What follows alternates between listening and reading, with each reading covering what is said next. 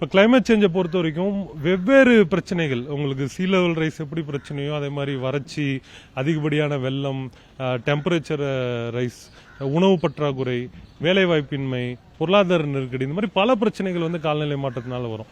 ஒவ்வொரு பகுதியும் ஒவ்வொரு வகையாக பாதிப்பு வந்து ஏற்படுத்தும். இப்போ சென்னை வந்து சீ லெவல் ரைஸ்னால பிரச்சனை இருக்கு அப்படின்னு பார்த்தீங்கன்னா, தமிழ்நாட்டில் உங்களுக்கு கோஸ்டல் டிஸ்ட்ரிக்ட்ஸ் வந்து ஒரு 13-14 டிஸ்ட்ரிக்ட்ஸ் வந்து coastal districts 1076 kilometre cost line stretch வச்சிருக்கோம். அப்போ அங்கேயும் பார்த்தீங்கன்னா நாகப்பட்டினத்துலேயும் சீ லெவல் ரைஸ் பிரச்சனை இருக்க போகுது.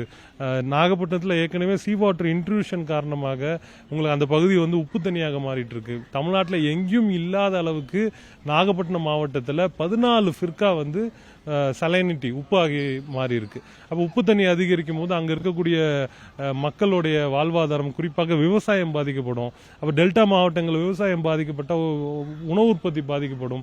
அப்போ அந்த பகுதியில் இருக்கக்கூடிய விவசாயிகளுக்கும் மீனவர்களுக்கும் என்ன பிரச்சனை வரும்? இந்த மாதிரி பல்வேறு பகுதிகளில் பல்வேறு பிரச்சனைகள் வந்து வரும். இப்போ மேற்கு மாவட்டங்கள் எடுத்துக்கிட்டிங்கன்னா, இப்போ அதிகப்படியாக மழைப்பொழிவு போன டிசம்பர் மாதம் 37 சென்டிமீட்டர் வந்து கீழ்கோத்தகிரியிலும் நீலகிரியிலும் பதிவாச்சு. ஆனால் அந்த பகுதியில் வந்து லேண்ட்ஸ்லைட் அதிகமாக ஆனதுனால அந்த மக்களுடைய இயல்பு வாழ்க்கையே வந்து ஒரு வாரத்துக்கு புரட்டி போட்டுருச்சு. அப்ப இந்த மாதிரி பிரச்சனைகள்லாம் ஒவ்வொரு ஊர்லயும் வரப்போகுது.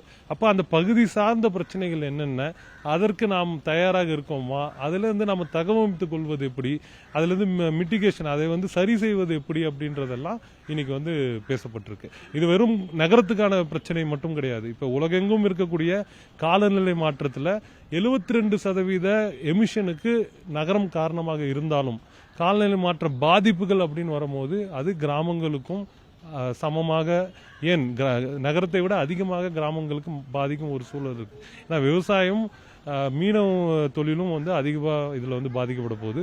அந்த வகையில் கிராமத்துக்கான பாதிப்பு அதிகமாக இருக்கும் அப்படின்றது தான் ப்ரெடிக்ட் பண்ணுறேன். இப்போ நகரங்கும் பொழுது மாசு, இங்கே இருக்கக்கூடிய கட்டட அமைப்பு, இதெல்லாத்தையும் நம்ம வந்து காலநிலை மாற்றத்துக்கான ஒரு மிட்டிகேஷனுக்குள்ளே கொண்டு வர முடியும். நீங்கள் கிராமத்துக்குள்ள கொண்டு போகும்போது அங்கே என்ன நடவடிக்கை எடுக்கணும், என்ன நடவடிக்கைகளை கவனம் செலுத்த வேண்டும்? நிச்சயமா கிராமப்புறங்களில் எடுக்கும்போது மிட்டிகேஷனை விட நம்ம அடாப்டேஷன்ல அதிகமாக கவனம் செலுத்தணும். அப்ப கிராமப்புறங்கள்ல இருந்து வரக்கூடிய எமிஷன் வேணா கம்மியாக இருக்கலாம், ஆனால் காலநிலை மாற்றத்துடைய பாதிப்புகளை அதிகமாக ஃபேஸ் பண்ண போது கிராமத்துல தான். அப்ப அவர்களுக்கு இப்ப ஒரு உதாரணத்துக்கு இப்ப உணவு பற்றாக்குறை ஏற்படுது. இப்ப வந்து கிளைமேட் சேஞ்சினால ஒரு 2 டிகிரி ரைஸ் வந்து நம்ம அட்டைன் ஆகிறோம். ஒரு 2 டிகிரி வேர்ல்டுல பாத்தீங்கன்னா இப்ப இருக்கிற மாதிரியான உணவு உற்பத்தின்றது இருக்காது.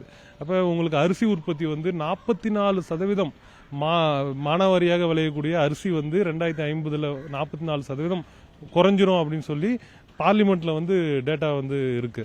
அதே மாதிரி உங்களுக்கு 2 டிகிரி செல்சியஸ்ல வந்து அதிகப்படியான அக்ரிகல்ச்சர் ஆக்டிவிட்டி வந்து பாதிக்கப்படும். அப்ப அந்த நேரங்களில் வந்து அந்த மக்கள் வேற என்ன மாதிரியான கிராப்புக்கு மாற்று கிராப்பை வந்து எப்படி பயன்படுத்துறது? அரிசி வந்து இப்ப தமிழ்நாட்டில் சில மாவட்டங்கள் உற்பத்தி ஆகல அப்படின்னா வேற எந்த மாவட்டங்கள்ல அது உற்பத்தி பண்றது? அந்த மாவட்டங்கள்ல விவசாயிகளுக்கு வேற என்ன பயிரை வந்து நம்ம சஜஸ்ட் பண்றது? இப்போ வந்து கிரவுண்ட் வாட்டர் பிரச்சனை ஏற்படும் போது கரும்பு விளையாது டெல்டா மாவட்டங்கள்ல. அப்ப கரும்பு வேற எங்க விளைவிக்கணும்? டெல்டா மாவட்டங்களுக்கு வேற என்ன மாற்று பயிர் கொண்டு வரணும்? இதெல்லாம் வந்து சிட்டில உட்காந்து நம்ம தீர்மானிச்சிட முடியாது.